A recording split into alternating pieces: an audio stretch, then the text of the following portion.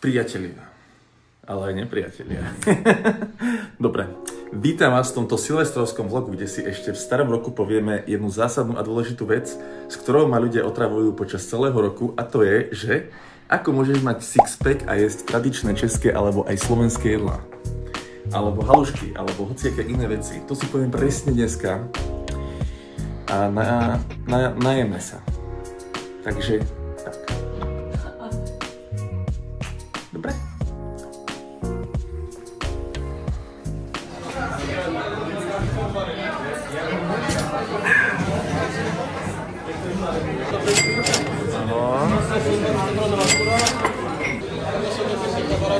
Áno, ďakujeme.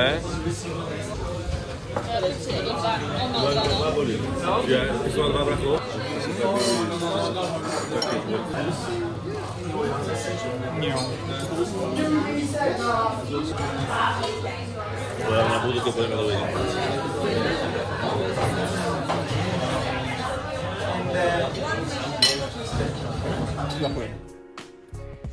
Toto video je tak trocha smutné, pretože sme mali teraz práve ukazovať zábery, ako jem veľmi dobré české jedlá, ktoré sú považované všeobecne za nezdravé a z ktorých sa na tutovku priberá, ale stala sa taká vec, že včera nemali v ponuke úplne všetky jedlá, ktoré mali mať, a tak sme boli nútení si vybrať to, čo tam ostalo, a mne z toho, čo tam ostalo, chutili najviac predjedlá, takže sme si vybrali predjedlá, ktoré boli chutné síce, ale bolo tam toho strašne málo, a nakoniec sa stalo to, že Silvester 2024 sa niesol v znamení hladu.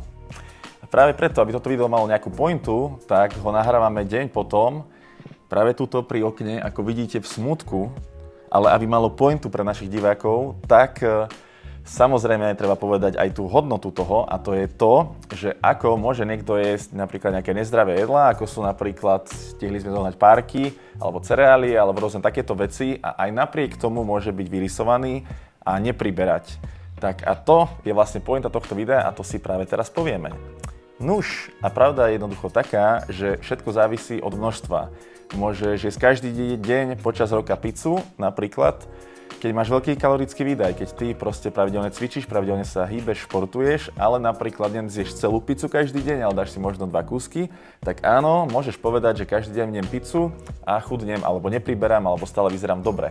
A o toto ide. A veľa ľudí, ktorí hovoria, že ja iba prejdem okolo pizze a už priberám, tak títo ľudia väčšinou nemajú taký životný štýl vytvorený a nemajú toľko pohybu vo svojom živote, tým pádom nespáľujú toľko kalórií, koľko by mali, a preto z toho priberajú. Ale nepriberajú z toho, že idú okolo tej pizze alebo burgeru, ale z toho, že jednoducho ten kalorický balans tam nesedí, že jednoducho viacej energie príjmajú, než svojim telom vydajú. Takže to mala byť pointa tohto videa, chceli sme vám naozaj ukázať peknú českú kuchyňu a pochutnať si, ale nestalo sa. Práve preto sme si teraz dali párky. Ja viem, že hovorím v množnom čísle, ale tak to je, lebo ja som tuto na tomto výlete s partiou ľudí, pretože ja nie som osamelý. Dobre?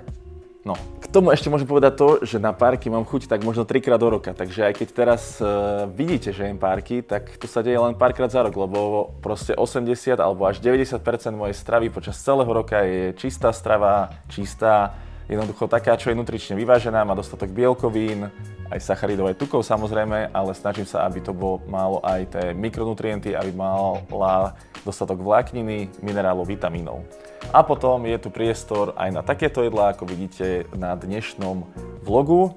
A tým pádom všetko je v poriadku, je to vybalansované, človek je spokojný, že si mohol aj dopriať a že jednoducho stále dosiahne ten svoj cieľ, ktorý si vytýčil. Takže tak, vidíme sa v ďalšom videu a môžete mi dať možno nejaký tip, kde by som sa mali nájsť na budúcej. Čo máte overený, alebo aj nie, viete. Takže, ak sa ti toto video páčilo, môžeš si pozrieť presne toto video, lebo tam sa dozvieš zase niečo zaujímavé. Možno aj vtipné trocha, neviem. Viete, pre niekoho vtipné, pre niekoho nie.